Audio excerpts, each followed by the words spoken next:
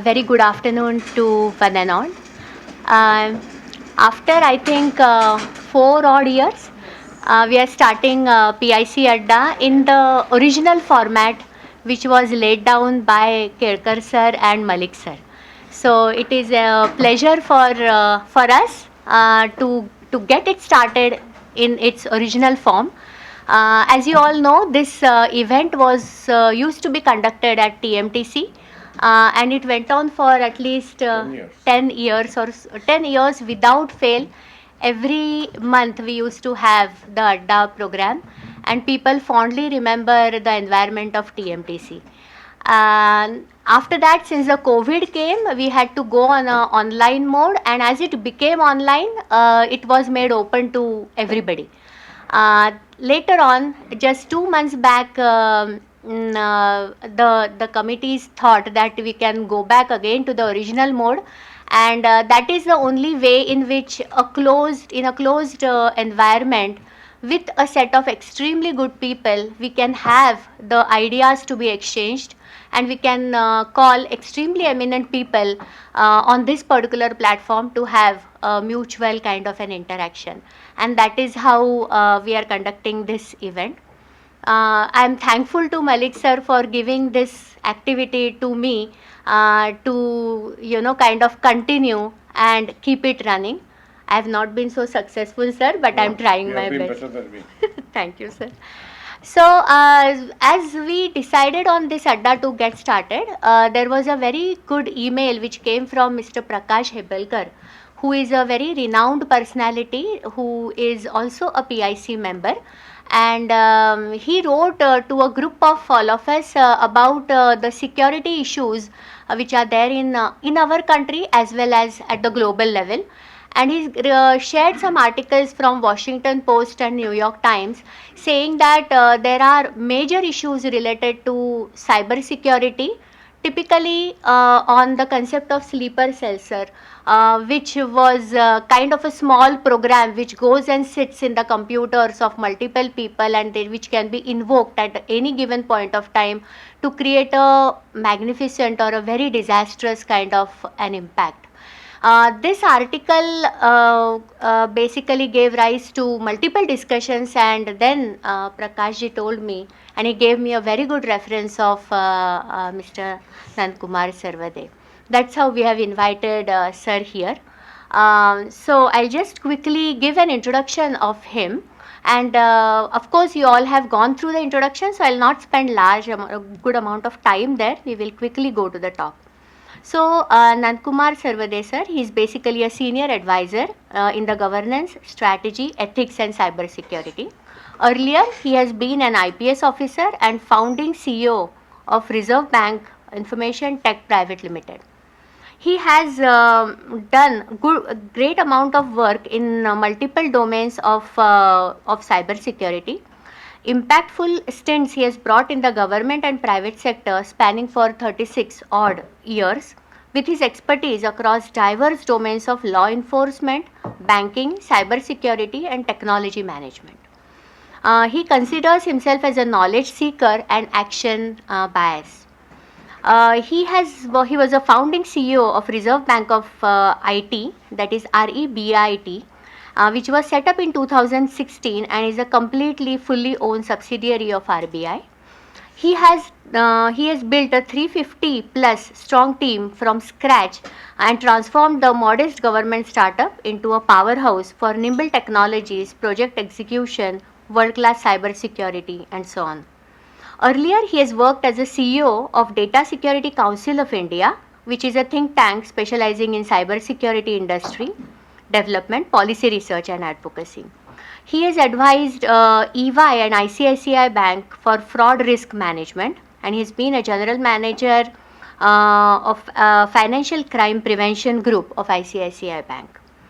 Prior to joining the private sector, Mr. Saravade served as a 1987 batch of IPS, Indian Police Service. He was posted in Jammu and Kashmir and West Bengal, and he joined CBI later in 1996 and worked in Mumbai and Jaipur for 7 years.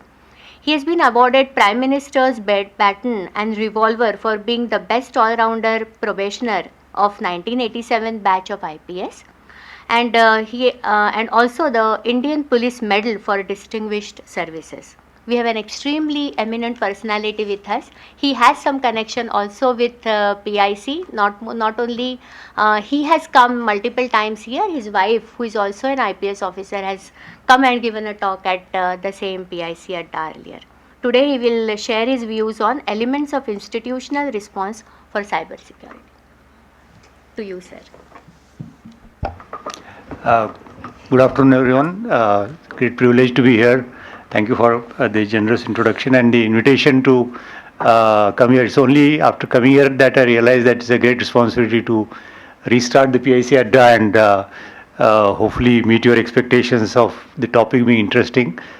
So I have some slides because, as you know, in modern oratory, nothing can happen without slides. So slides are basically for my guiding my thought process, but I will project them on the screen, but hopefully you can just look at that and then we can have a discussion as we go along. And I see in the audience very experienced security thinkers and practitioners, Deepak ji and Vaishali ji. And I am sure you have your own thoughts around this topic, which is concerning all of us. So please feel free to come with your comments, critique, observations, because I want this to be a more interactive discussion rather than just some kind of rambling. As I said, there is no originality in this. I am not a researcher, and my observations are somebody who observed something interesting and would like to share. And I always believe in nothing new under the sun philosophy, so always copy paste and sometimes give attribution if it is there, sometimes just use WhatsApp forwards which have no attribution anyway. And this is just to trigger thought process in you. But I am reminded of a very old quote by a software technologist which said long back that software is eating the world. And why it was said was because software is an industry by itself, but it is now part of all industries, because without software no industry is able to run. And that creates some issues, as we will see. But this was a very prescient observation, and I just took this chart from a website 2 days ago, and you will see top 10 companies by market cap, and you will have to find a company or two here which is not a tech company. I think number 5, Saudi Aramco, is an oil company, and Berkshire Hathaway is the famous investment company, and Eli Lilly is the pharma company, and TSMC of course is the semiconductor manufacturing, etc. So we see all tech companies dominating this. And why have they become so rich? Because now they can make money out of every single human activity that is going on the planet. So as I was reading up for putting my thoughts together, I came across this very interesting article about how productivity has changed. And this is actually an animation, so I just took some screenshots. So if you look at the first one, which is 1951, since when the data was available for some countries, you will see that productivity was in the first two colors, that is up to $10 per hour or $20 per hour in some countries. The rest of the world didn't have much data. And this was the baseline, which another 30 years fast forward, and we see productivity going up in North America, definitely in European countries, Australia, so all Anglophone countries and the European countries doing better. India is in that zone of $10 per hour kind of a thing. China is also there. And 2019, this is the last data set available for this site, and we see many countries having very high levels of productivity, up to almost $90 per hour. Unfortunately, India is still in the second bucket itself. China has gone a little ahead. But most of the value generation of productivity gain has been captured by developed countries. And These are some interesting lessons for us as we aspire to become a knowledge-led, service-oriented economy. And obviously, the role of technology here has been very important. So this particular paper came to my notice, which was about the marketplace for ideas, and I think there was this theory. I'm not an economist, so I'm just summarizing what I read. The thought process was there is an endogamous theory of development and there is an exogamous theory of development, where exogamous theory assumes that there are external factors which actually help a country to develop, whereas one theory, and probably the truth will sit somewhere in the middle, one theory says that the indigenous factors or inherent factors are more important. And what we see is probably a combination. In the previous chart we saw the developed countries have really gone ahead. They have outsourced their manufacturing to countries like China, and they are just designing stuff and marketing it, creating that demand for what they are creating, and that's how the productivity seems to be going up. So this was the core of why societies need to be better networked, and this one research showed that co-location is one factor. So a city which has very bright people working together, meeting regularly, and probably meeting in an adda also, will do much better as one of the factors. And the other one is co-ethnicity, so probably groups which are migrants and who are more tightly knit in a country will also share information and so on. So there's some interesting research done on patent filings and the citations in the patent filing papers, and it was found that the citations are all of people who are either working together, teaching together, or staying together, and that is the importance of how networks become important. But with the advent of internet, I think these networks have become virtual, and the growth of social media is one aspect of it, not necessarily the only aspect. But if you see the way social media has enabled people to come together, and I think people come together for nostalgia's sake. I think school groups form from that point of view. But then there are interest groups, people are interested in certain hobbies, topics, and these platforms enable people to come together and then work together, etc. But if you see the kind of platforms which are there, many of them are not really knowledge exchange platforms, but basically some kind of social interaction platforms, and some of them are actually proving to be more liability than asset. But I think this has been a driving factor for how internet has become so important, how tech companies have become so rich, because they are the ones which are generating the demand and providing the supply. Now, if we see within digital media, you will see from 2008 onwards the growth of mobile as the channel which has really grown at the cost of other channels of through which interactions happen. And mobiles have very different attributes compared to the other channels, because the mobile is a very addictive device. It makes people very short duration attention kind of a person because of the break in thought process and so on. But I mean, probably that's a very different problem. But today we are looking at it from a way people get connected to each other and how technology has become important, and now everybody is connected and everybody is exposed to the risks of technology as we would like to move to. So this is again a 2004 paper by this famous professor in Harvard, and he talked of very interesting insight which I always quote as something we need to keep in mind. So we compared this with electricity, where industrial revolution happened and those electricity became available, lines were laid and factories were electrified.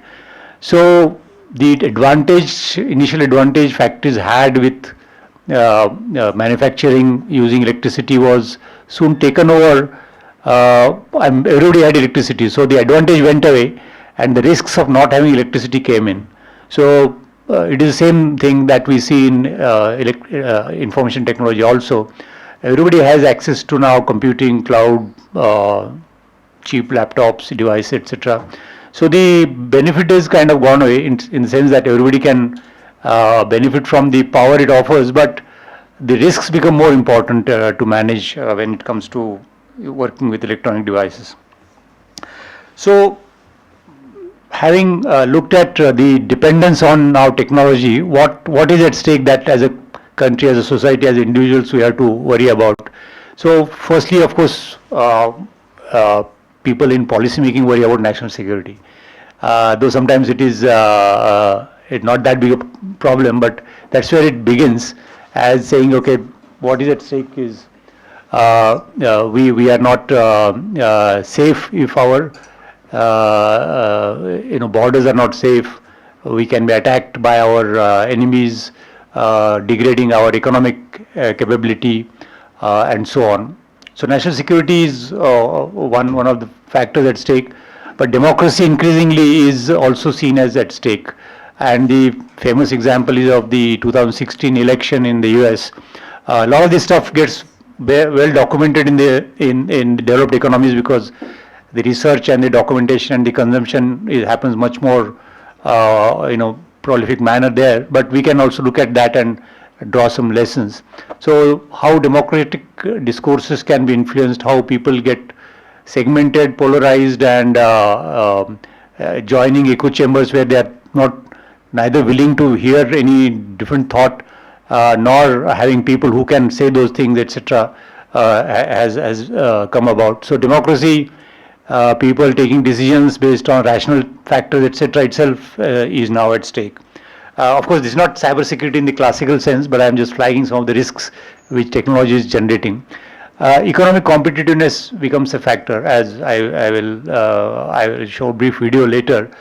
The hard work being done in labs and development in companies developing products, IP getting generated, and even engineering details, deployments, everything can be looked at by people who are not supposed to look at, and then they can, by better resourcing or more nimbleness, they can overtake people who have actually created the IP.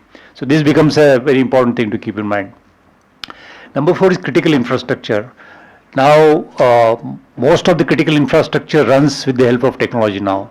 You take any of the critical infrastructures classically defined as such, starting with electricity, energy, telecom, hospitals, government, defense, banking, everything is running on IT, and with proper targeting, these systems can be disrupted. And we have seen examples of this. Obviously, the Ukraine-Russia war is an example of how the critical infrastructure is targeted remotely by both sides. But we have a well-documented case in India where there is a 4-hour power supply in Mumbai, which was attributed to Chinese attackers. So critical infrastructure becomes very, very important to keep in mind, especially now as we go into climate change, heat waves, flooding, which are by themselves challenges to this infrastructure. But if the IT also goes down, then we can imagine the multiplying effect of those events. Trust in financial systems. We have a wonderful rollout of digital banking in India, payment systems, markets, everything is riding on technology. And if the trust is not there, then this financial inclusion oriented work will get affected in a major way. Quality of life itself is an issue, and this is a little subtle factor. If you look at people on public transport, students in a class, wherever, people are invariably on their devices, and what it is doing is truncating attention, reducing social interactions, reducing deep thought, and this is of course, as I said, it's not a classic cybersecurity, but this is another point which should worry thinkers and decision makers as to how this needs some intervention and attention. As you might have heard, suicide rates in the West have gone up because of this feeling of loneliness, anxiety. As it is because of climate change, a lot of younger people are always feeling worried, and they connect to conspiracy theories, theory groups, and so on. And this kind of degrades the societal bond which is there, where people look after each other, and people feel isolated and alienated. And the digital potential of what technology can do is also will get impacted if the security is not really kept in mind. So I wanted to give some examples about some of these factors that I mentioned. Some of the old examples, but they are well documented, and they bring home the nuances and impact which can be very long term. So this hack, this Office of Personnel Management in the US, which was breached by Chinese attackers in 2015, and what it did was there was a persistent threat attack, which means the attacker has come in the system, is dwelling there for many weeks and months, figuring out what are the big assets in that system, and then exporting whatever is of interest to the people who have put the malware in the system. In this case, almost 7% of the US population was affected, because government employees, their families, their friends, all those records were affected. In US, there is a very elaborate system of doing security clearances. As we know, for sensitive work, there are progressive ladders of how high you can go depending on your track record, what work you have done previously, what is your performance profile, etc. And then, so all this data was taken away by the Chinese. And there were some very sensitive things like people's sexual orientation, history of drug use, information which can be used and weaponized for blackmailing them into cooperating with any kind of sleeper cell attacks, as Mr. Walker would have called it. It also had biometric data sets of fingerprints, which were also taken away. And that means even if there was a person in a secret service kind of role posted in a country with a different name, but the fingerprints can be tracked. As you might know, if I'm sitting here and there is a person sitting in the camera and it takes my photograph of my hand, the fingerprints can be extracted, matched, and identification established. It doesn't require a sensor anymore. With sufficiently powerful cameras, that can happen now. So this is the kind of problem which biometrics poses, which is a different problem altogether. But in this case, this is what had happened. So this kind of attacks can happen in any countries. In India, we have the Aadhaar database, which is a biometric database of more than 100 crore identities. Now, obviously, the UID authority people repeatedly assure that the databases are safe. But in security, there is no 100% safe system at all. The only safe system is which is in a basement, not connected to internet, and under multiple locks and keys kind of thing, which is a useless system basically.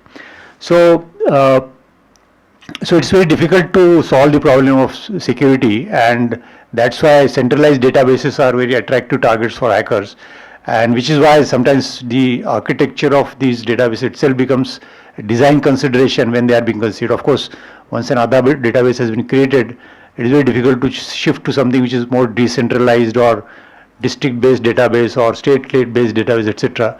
And we have to live with those design choices forever if security was not kept in mind when the original system was designed. And I'm saying Aadhaar because it's a large system. I'm not saying it is unsafe, but any data set which is aggregated is at risk. So short video on the IP theft part, which I mentioned. The document suggests that Chinese cyber spies stole key design information about the Lockheed Martin F-35 Lightning II from the US. The stolen design information included detailed engine schematics, the cooling of exhaust gases, and the radar systems the jet uses for tracking targets. Military aviation experts have speculated that China's fighter jet Shenyang J-31 Falcon Hawk, which closely resembles the F-35 in appearance, has been heavily influenced by the U.S. design. Chinese cyber spies also allegedly stole information related to the B-2 stealth bomber, missile designs, nuclear submarines, and other military data from the U.S.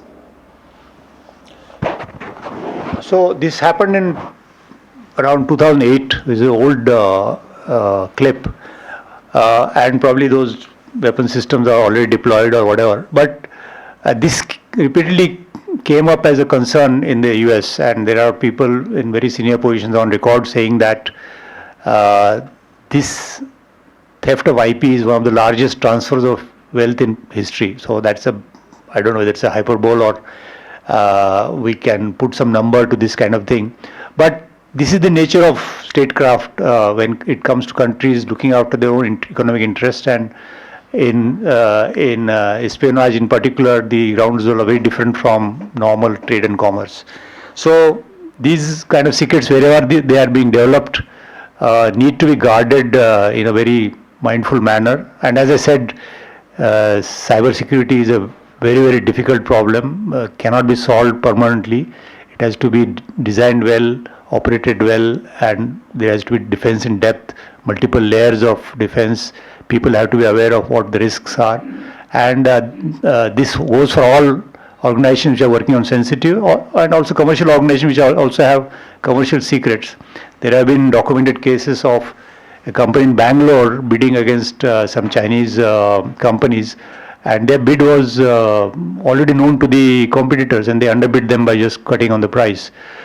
These kind of things go on very under the radar, because sometimes it is not even known what has happened, but sometimes you can connect the dots and understand what are the vulnerabilities, and then the job remains of removing those vulnerabilities. Now, I want to cite some data from the World Economic Forum's latest risk survey, and where technology risks sit. So obviously, in the short term, there are geopolitical risks which have come up, and in the long term, as in 10 years, climate risks are going to take over everything else. But currently, as the survey, and it's a survey of people's opinion, so it's a subjective aggregation of informed opinion, so this is useful to some extent. So the number one risk is cited as a misinformation or disinformation risk, and this is in the context of the elections which are happening. In this year alone, there are major elections in India, US, I think Indonesia, and these elections are very exposed to this particular threat which comes out of how technology proliferation has happened and how it is being used by bad actors to influence election outcomes, and political parties themselves to carry out campaigning, etc. And then we also have, I'm just referring to technical risks here, we also have social polarization as risk number 3. Now, there is no technology element visible here, but as I said, the fragmentation of the society into groups which are only talking within themselves and listening to what they like to hear and getting amplified content, which lot of which is going to be fabricated and very believable because of the deepfake technologies, is what is going to increase the polarization. And the social contract that we have of people are generally assumed to be benevolent towards each other, cooperating with each other for economic activity, etc., will get affected if social polarization increases. Number 4 is the classic cyber insecurity, some of which I talked earlier. And so out of the top 5 risks, 3 have technology underpinnings, which I thought I will flag here. And of course, over a longer period of time, some of these issues might get addressed, but they might also be overtaken by higher priority issues. So I don't know whether you are able to see the chart, but one of the interesting things about some of the risks are they are also interacting with other risks. So if you look at social polarization, which is the red dot in the upper right middle quadrant, it is getting affected by misinformation, disinformation, as I said earlier. It is also getting affected by erosion of human rights, interstate violence, because the enemies are interested in creating discord in a society. That is the way the enemies operate, as we know from Machiavelli and other thinkers. And so this is important to keep in mind, that these risks will interact with each other and over a period of time mutate significantly. Now, among the people who answered the survey, there are people of group of business leaders who were polled about various things. And interestingly, one of the findings of that survey was, number one risk in India is about misinformation and disinformation, and probably is in the context of the election which is happening, and that respondents from India felt that that is number one risk, which is interesting. And I don't know whether 2 days ago you saw one complaint which was filed by Amir Khan, saying that somebody has created a deepfake video of him talking about elections, and it is not a correct video and it doesn't endorse it, but the video is viral already. I thought I will show the video here, but probably we should redact it if the recording of this session is uploaded. But for your information, I thought I will show the video here. दोस्तों, अगर आप सोचते हैं कि भारत एक गरीब देश है, तो आप बिल्कुल गलत सोचते हैं, क्योंकि यहाँ का हर एक नागरिक लखपति है। हर एक के पास कम से कम 15 लाख होनी चाहिए। क्या कहा? आपके पास ये रकम नहीं है? तो कहां गए आपके 15 लाख रुपए? जुमले वादों से रहो सावधान, नहीं तो होगा तुम्हारा नुकसान। वोट फॉर न्याय, vote for Congress. So you will see the deepfake aspect of this. Now there are, I mean, school kids can create such videos. It's as simple as that. There are platforms available. You upload a video, you give a script. The narration will be, I mean, you heard the narration, right? It is not, it is completely fabricated, as the act himself is saying. The lip sync is also modified accordingly, and this is the reality we have to live with. These videos will be used for campaigning now, but they are also being used for swindling people. I mean, people get calls, video calls. There is somebody's daughter, son is on the other line saying, panicking, I lost money, please send money, or ransom calls are being placed with voice recordings which are completely fabricated, and the whole genie is out of the bottle, so to say. And this is an example of how trust will get impacted if the whole management of technology and its undesirable effects are not kept in mind. I also thought I will mention about smart city security, because this is the way the planet is going to deal with increasing population, urbanization, and obviously cities have great synergy in productivity, in people coming together, and they need to be more efficient, less resource intensive. So all of this is part of how Smart City Initiative India is also rolling out. The components are about traffic management, water supply, parking, waste management, healthcare, etc. And the challenges then come about, all the things which I talked about, elements of not securing things, not encrypting them properly. Recently, somebody was telling me a recent incident. I don't know if it is true, but the person who said it had knowledge of an incident which happened. Smart meters are being rolled out, and smart meters basically enable the electricity company to read the electricity consumption from without having to visit.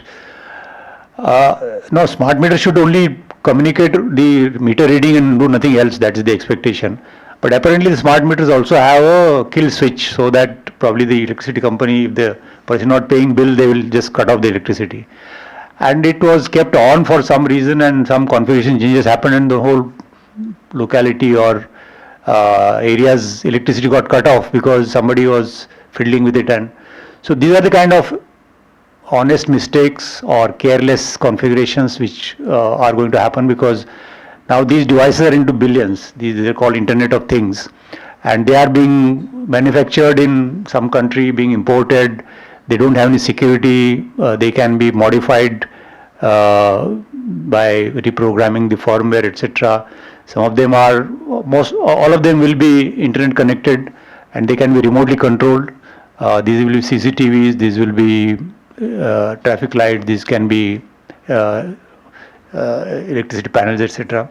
These can be also more crucial things like water walls, or which can lead to flooding or other things. So the design the security by design is something which is important to come in here, and it's going to affect all of us, because suddenly there will be something unexpected happening. And one of the attack scenarios which was given for this is thermostats are also remote controlled. People want to go home, and before going home they want to switch on the AC, and if this can be hacked into the system of how it is operating can be hacked into, somebody can raise the electricity consumption, trip the grid in that area at least, etc. So some of these are going to be scenarios that we will come across, and this needs again lot of thought and a lot of people working on designing better systems. Companies have their own set of problems because they are legal entities with legal responsibilities. They have to notify the exchanges if they are listed companies. They have to report to these certain if there is a event which happens, etc. And there's a whole lot of things which can go wrong. I will skip this list for want of time. Now, so we talked about the problem and the scale of the problem, but as a country, how are we doing? So the title of today's talk is Elements of Institutional Response, right? So we can't, individually we can do only so much. There have to be institutions which will take some of these concerns and work on those, and then deliver the better assurance for the society. So there is an ITU survey which actually gives a very nice picture for India, which I thought I will mention. So the ITU did a global survey in 2020, and they measured the cyber maturity of different countries, and they looked at these elements, legal. So whether there is a law which says attacking systems or accessing them without authorization is an offense by itself, which doesn't have, it's like a trespass in a physical world. So it is a good picture. 167 countries already have such laws. Whether data protection regulation is there or not, so personal data, how it is gathered, how it is used, how it is eliminated, who gets access, and how it is protected, etc.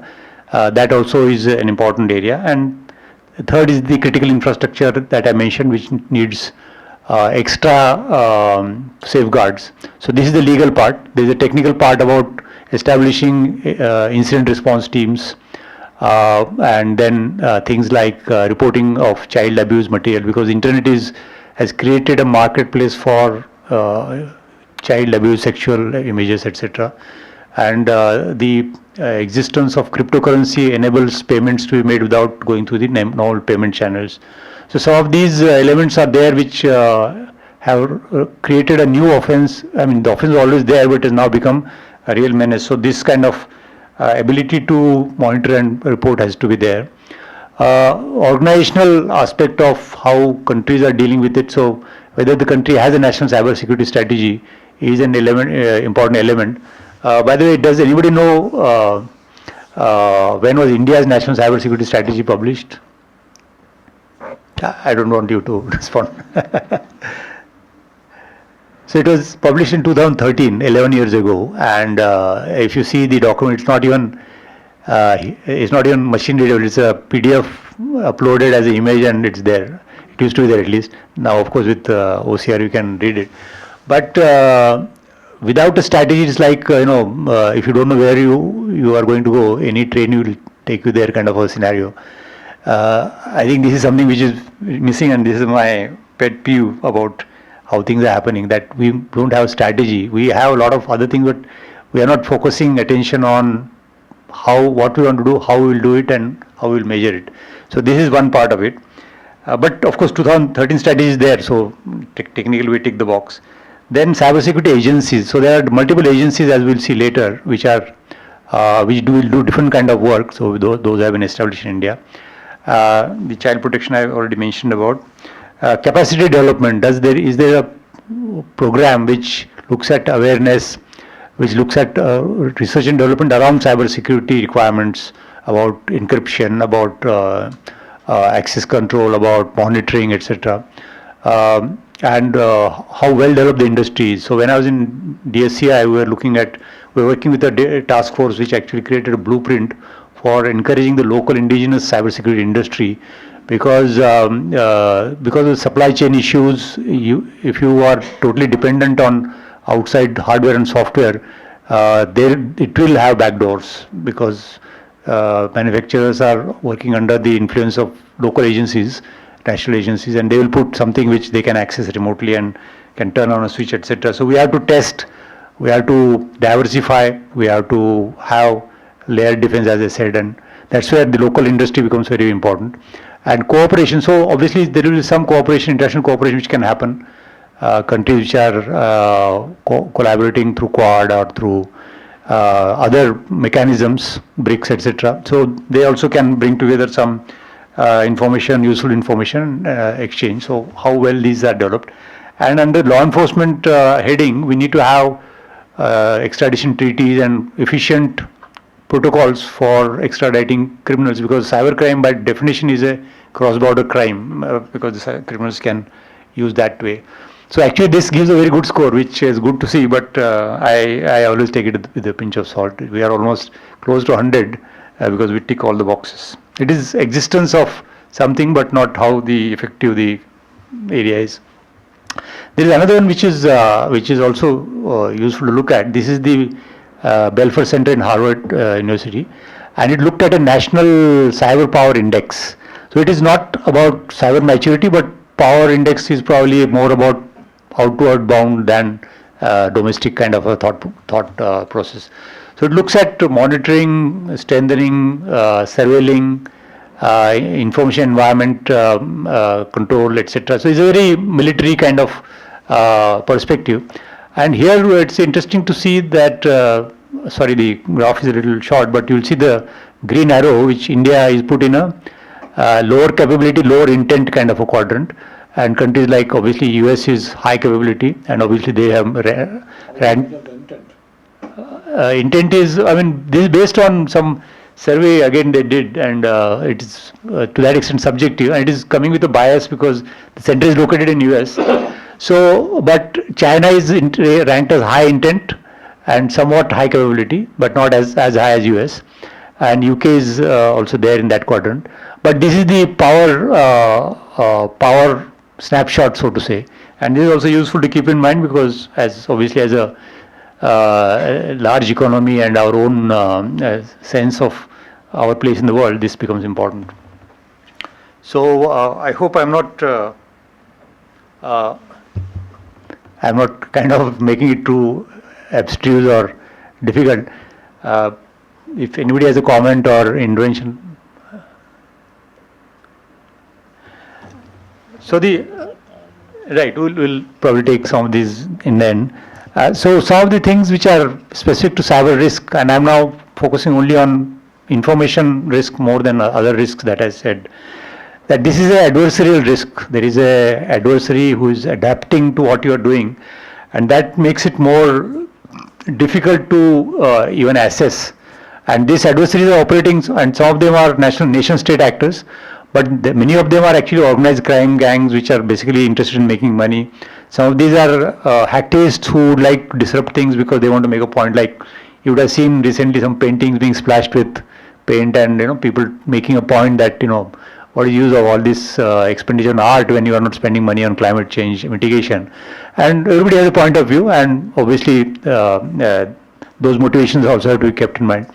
So these adversaries are assisted by weaponization of software, which can be now very easily accessed, and there are channels of moving money which are untraceable, and there are lot of people who are willing to participate. Like yesterday Guardian wrote about how educated young people are getting to crime because they are not getting anything else to do, kind of thing. So this scenario will always become very dynamic and very difficult to assess, because then you can't allocate resources which are based on a very steady assessment of what the scale of the problem is.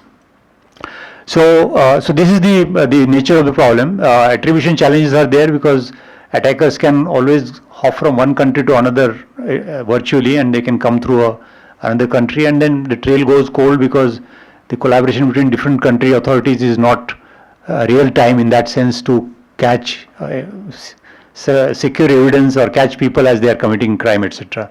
So most of the investigation is only to learn a lesson, but there is no prosecution happening in most of the cases. And the problem is so complex that individual entities cannot deal with it. Even if it is a largest bank in the country, by themselves they will never solve this problem because of the nature of technology, suppliers, attackers, deterrence not being there, etc. So you have to look at a collaborative approach all the time. And most of the costs are not actual impact costs, but later remediation and dealing with the legal and other cases.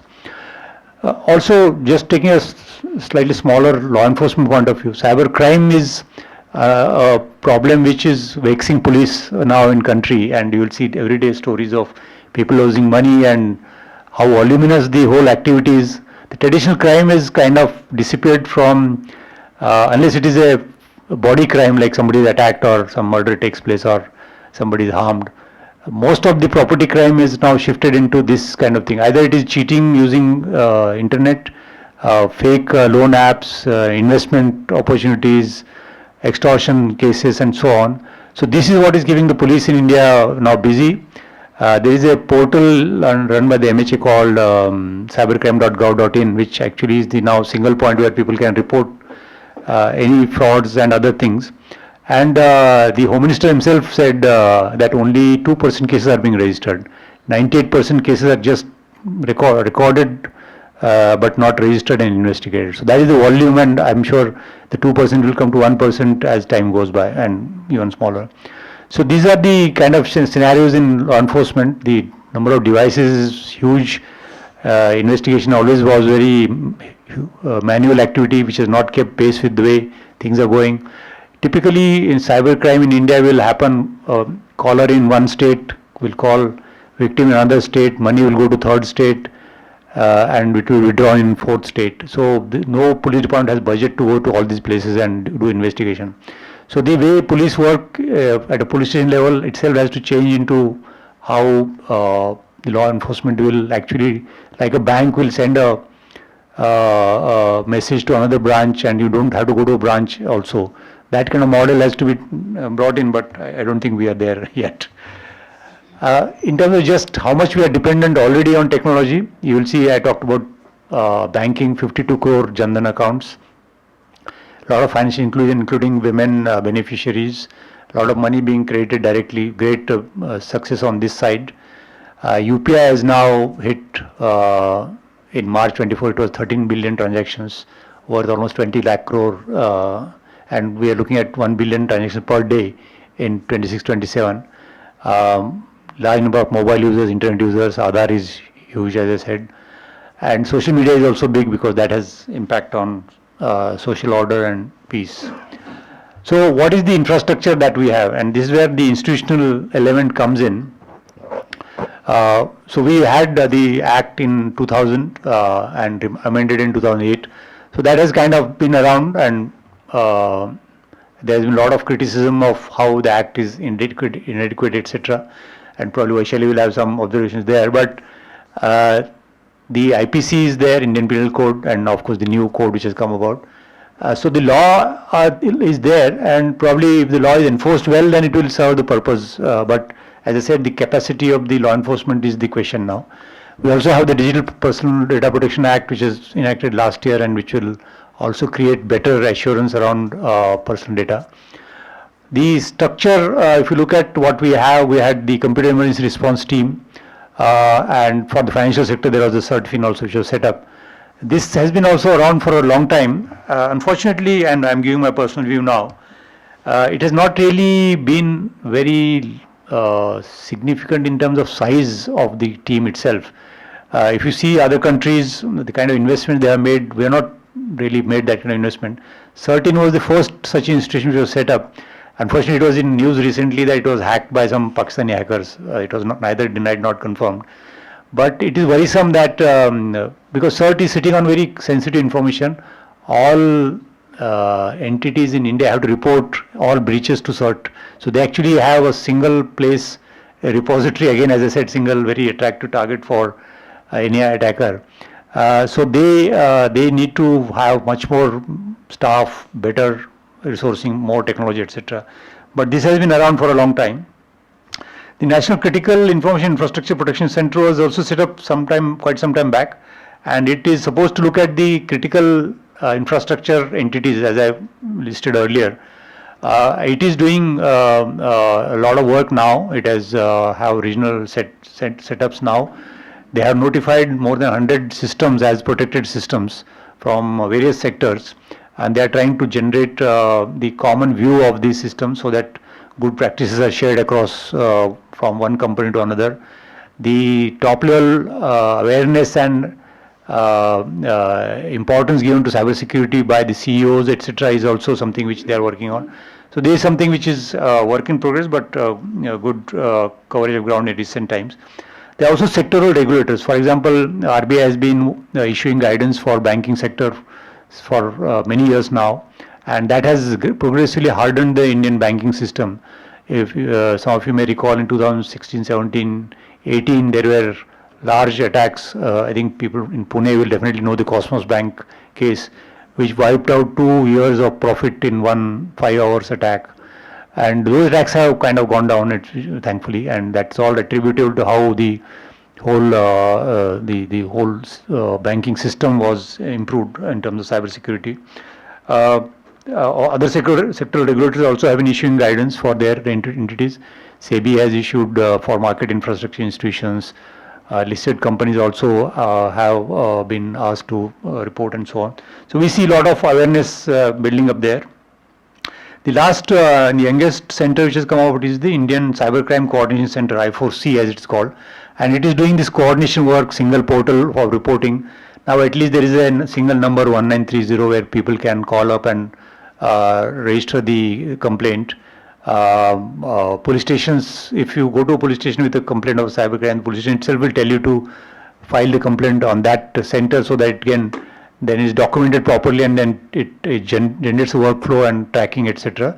It has probably some capacity issues. Recently somebody was telling me that they went to a police station and the police station person had to take them to a cyber cafe to file the complaint, etc. So those infrastructure issues at the ground level are very much there, but hopefully those will improve as more technology is brought in. The I4C is also working closely with banks to freeze funds as soon as the complaint is lodged. The bank representatives are told to freeze funds because the account is known, and the shorter the time of reporting, the more effective is the freezing. So this is something which the center is looking at, and this is again work in progress. But eventually the work flows down to the local police station, and that's where the 2% hit rate is what is happening. There have been other programs which are like there is a Cyber Swachhata Kendra, which is cleaning of devices from malware. So one can connect to the center and it will scan the device and then remove any malware, etc. That has been around for some time. Maharashtra Cyber Project was announced long back, and it is still work in progress. And as I say, it is always rebooting because a new proposal is floated and then it goes into execution. Hopefully now there is some actual asset which will get created and generate some capacity.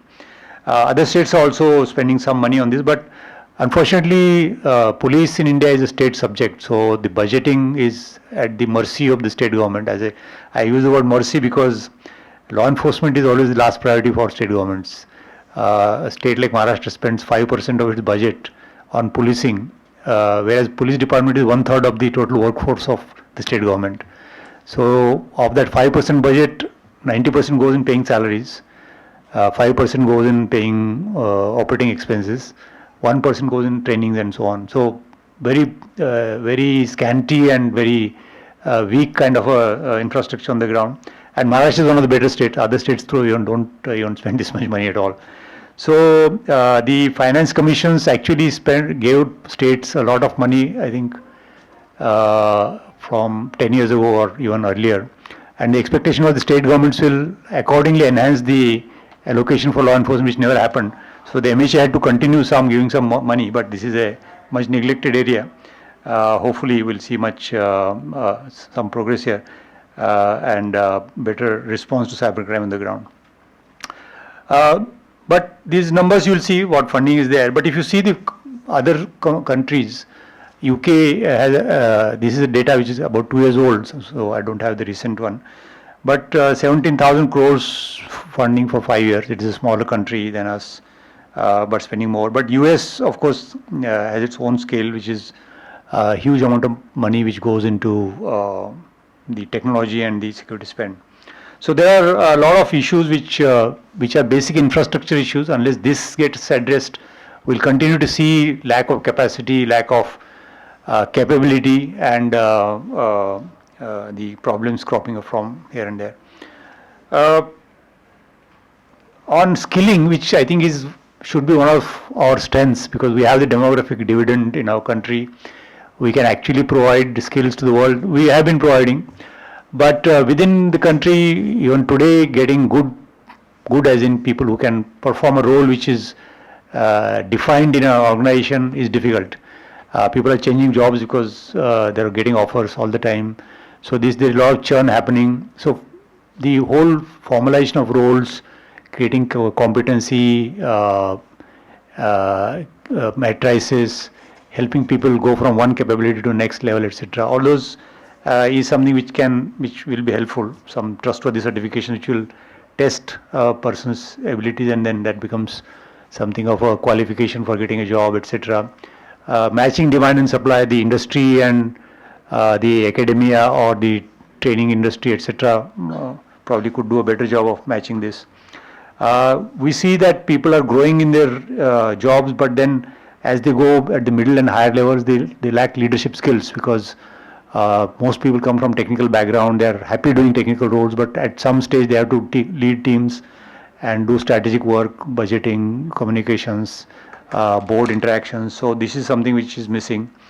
The community around cybersecurity, which considers cybersecurity as a profession itself, is something which is work in progress. So this can do with some more focus and attention. And how the combined knowledge of people who actually work on problems and can share with the community and train other people's apprentices who learn from more experienced people. All that framework is missing. I was recently reading about how in Germany the apprenticeship network, the model works so well in manufacturing, etc. We don't see that kind of awareness. I mean, people are, my pet peeve is again, they are paying for civil services, 10 lakh people every year, and spend 5 years of their life reading some stuff which they will never use in life. And what we don't have is here bright people actually working on real life problems and contributing back. So this is the kind of scenario that I see in skilling. I want to talk about ReBIT. Do we have time? They're almost there. Okay, so I want to talk about ReBIT, which was my 5-year last project which I worked on. So how to solve the tech talent problem in government is the issue. You might have read recently about the DigiYatra issue. So DigiYatra app was discontinued and new app has been started, and all data is being collected again, because the previous company probably went away with the data. I don't know what happened to the data. But now DigiYatra is a private company. By everybody saying this is a private company and it is voluntary. However, if you go to airport, you will not find a channel without DigiYatra being there. So it is some way the airports are pushing people into the DigiYatra channel. Now, Is it airport or is it central government? no, it is some airports which have stake in the company, but it is supposed to be a voluntary initiative. So anyway, probably they want to introduce queues, etc. But my point here was the capability of, and this, I would say this is a government project, because government is interested in ensuring that it succeeds, because the airport workload, etc. will reduce, etc.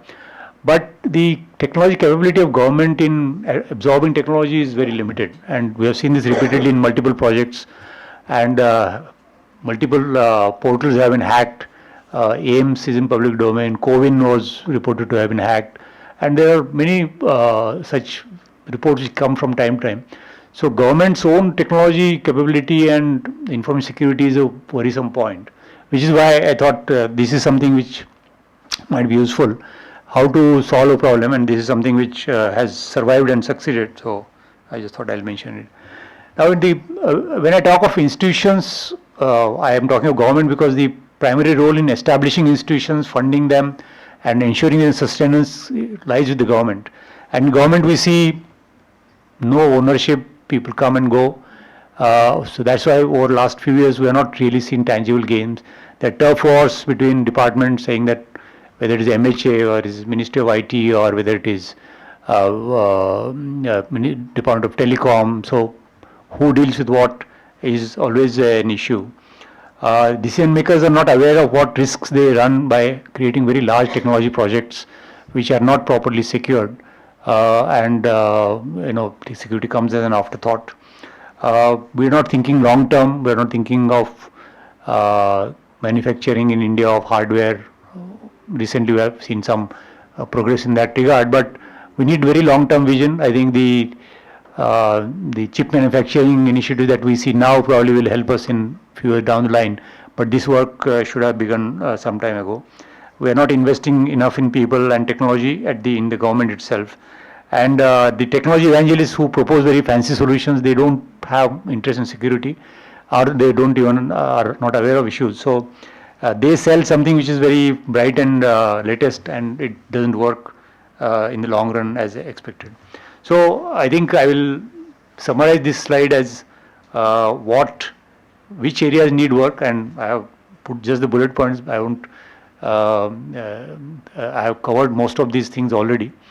So I just wanted to end on this note that at the end of the day, ChatGPT can give you strategy. It is not so difficult now. It is just a matter of scouring sites and putting something together, which looks nice, but it has to be executed, and that execution skill is what we need in real measure. And execution requires ownership, it requires knowledge, it requires motivation, it requires persistence, and it requires wanting to leave a legacy.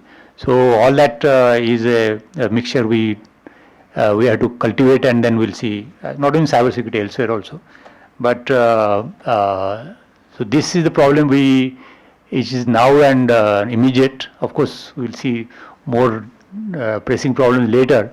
But as of now, this is the problem which we have to solve, because if we don't solve this now, we'll have this problem to continue, and the bigger problems will then will have their own impact on us, which is going to be much more. So on that note, let me end, and I'll be happy to be in touch for anybody wants to exchange notes later. But thank you for your attention, and happy to take any questions or something.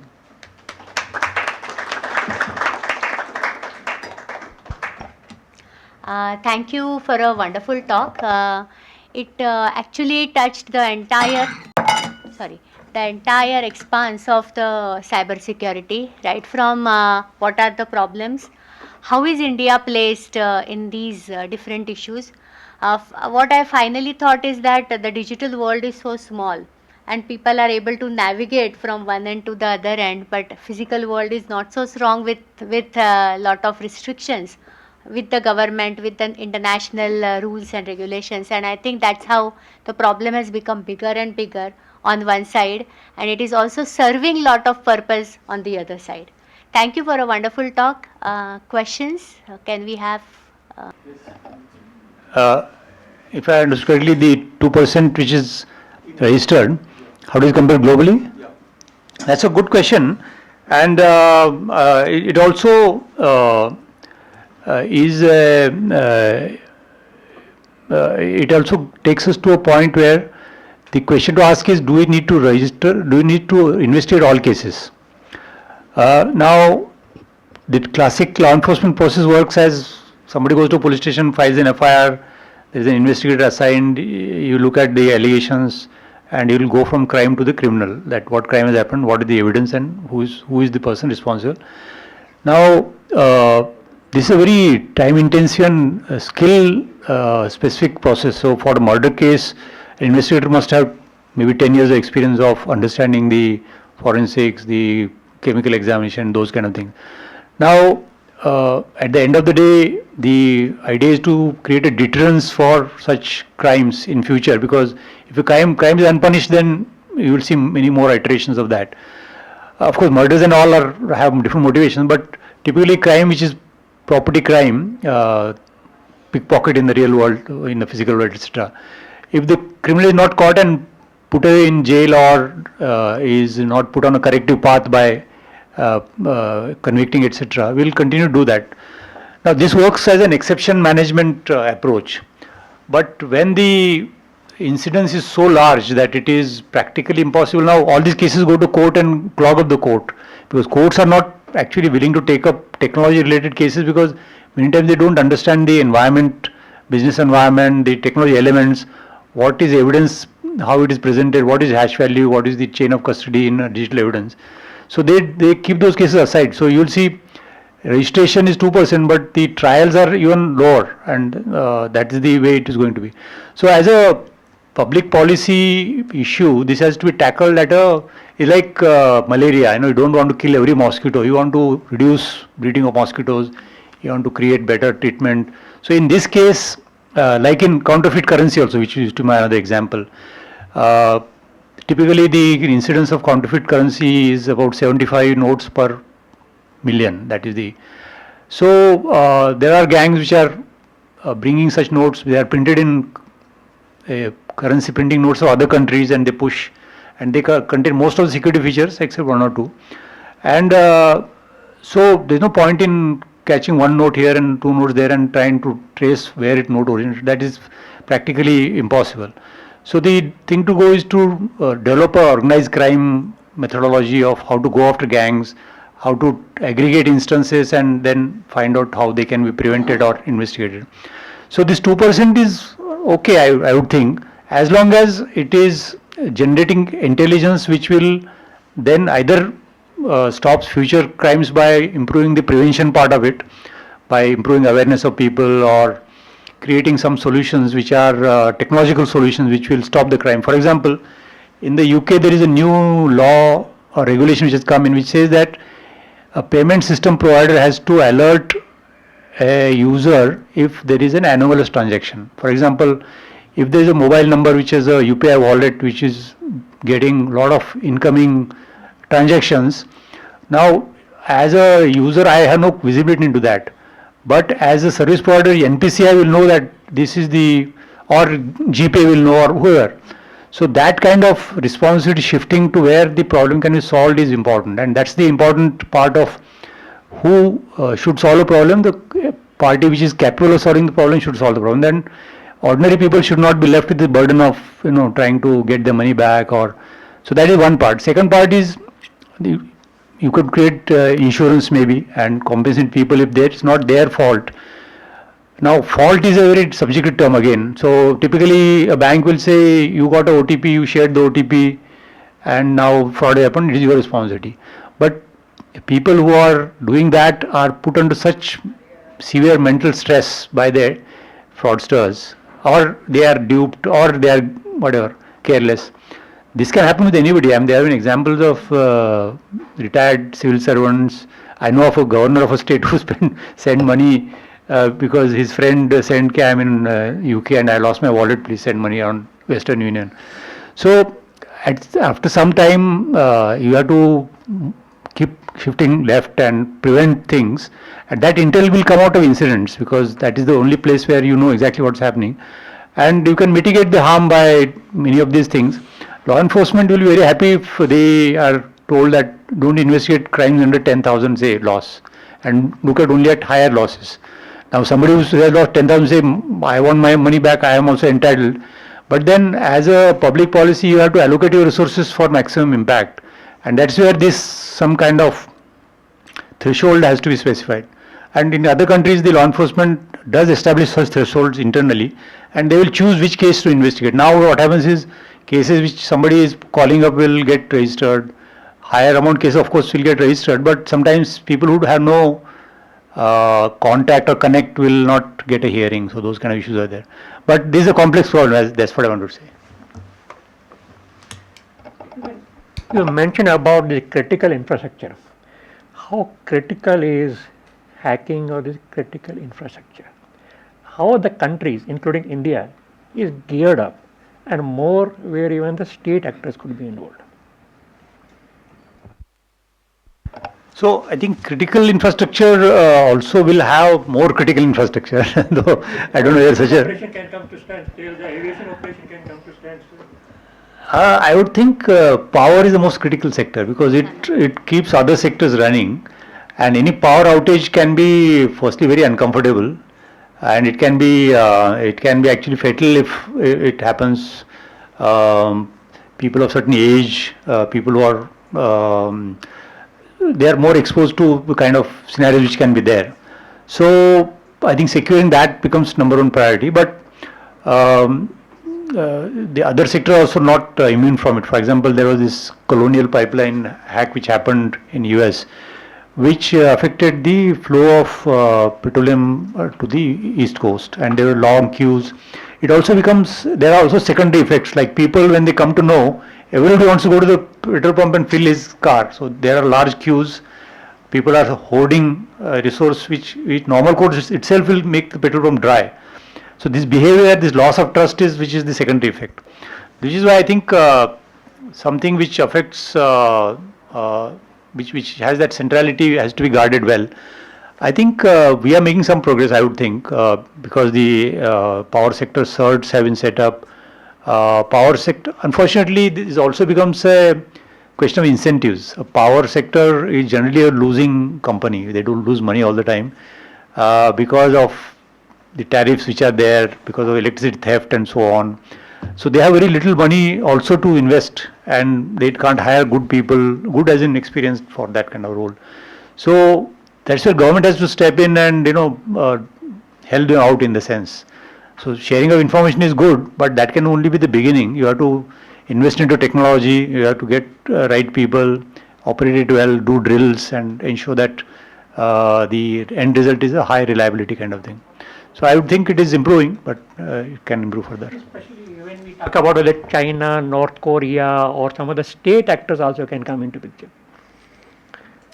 No, state actors are the ones to worry about, because I wouldn't think anybody else will have the wherewithal to understand, because there is also the aspect of operational technology in power generation, distribution, etc., which requires people who have that kind of knowledge and background, and it isn't necessarily state actors. The most famous one, documented one, has been Russian hackers attacking the Ukraine grid before this conflict began, and that was a very interesting case study about what vulnerabilities were, then how they were exploited. So I think that constant hardening of that is much required. So I mean, China would have never admitted it. I don't think government also came out with a very categorical statement blaming anybody. But there was a company which actually came out with some analysis, and their analysis based on public domain information. Recorded Future is the company which published a report which has some interesting details on what would have happened, what could have happened. But I think the government was, the CERT had come in and they had investigated. Unfortunately, the sharing of information in cybersecurity is not, at least to probably people who need to know are being told, but not in public domain. Unlike in some countries where the reports can be made public. For example, there was this famous attack on the Irish health system, which was investigated by PwC, and the government published the report in gory details of what went wrong. And obviously, it's not a good reflector on who was in charge at that point of time, but it's a great guide for other people to learn from it and secure themselves. I think the balance between when to disclose, what to disclose is important. I had written a blog about this, which I shared with some of my regulatory friends also, that many of these vulnerabilities are common. There is this famous quote from Tolstoy which says, all happy families are alike, and each unhappy family is unhappy in their own way. So each incident has its own nuances of what went wrong, but a secure company will always have all things very similar to each other. So that is the state which companies have to reach, and that will happen if there is sharing of information. Obviously, there are some trusted channels through which this is happening, or this may happen, because I'm not in government anymore, etc. But hopefully that's happening, and lessons are being learned. Yeah, last.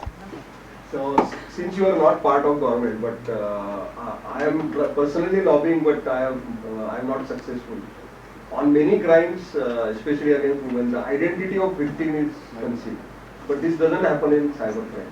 So one of the reasons why people don't come forward to report, because they don't want to see next day their name in newspaper, how fool you are, you know. So if this simple correction is made, the percentile of reporting will significantly increase. So since you are better connected than me, I think this simple thing you can make it happen.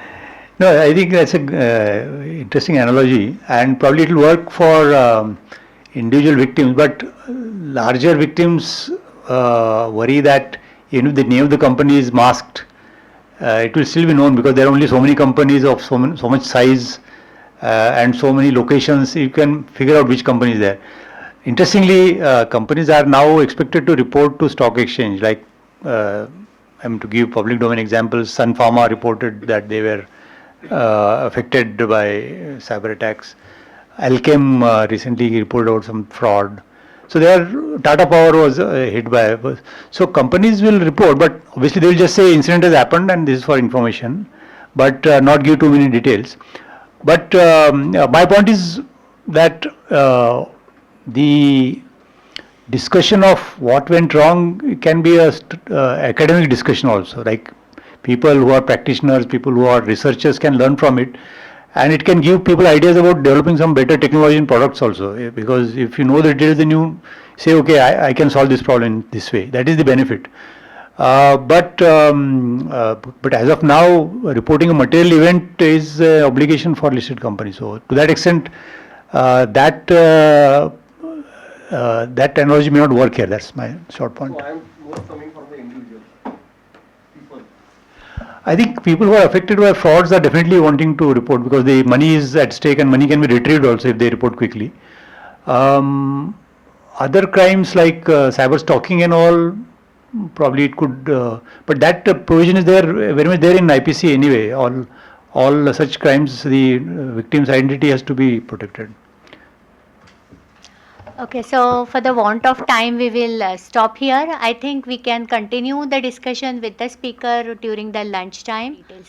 So before we end, I would request Professor Amitav Malik to, as a token of appreciation, hand over the books of PIC to the speaker. So, congratulations, and on behalf of PIC, many thanks. Being a technologist, I can't resist saying that the cybercrime and the problems, the culprit is the man, not the technology. With that, this is PIC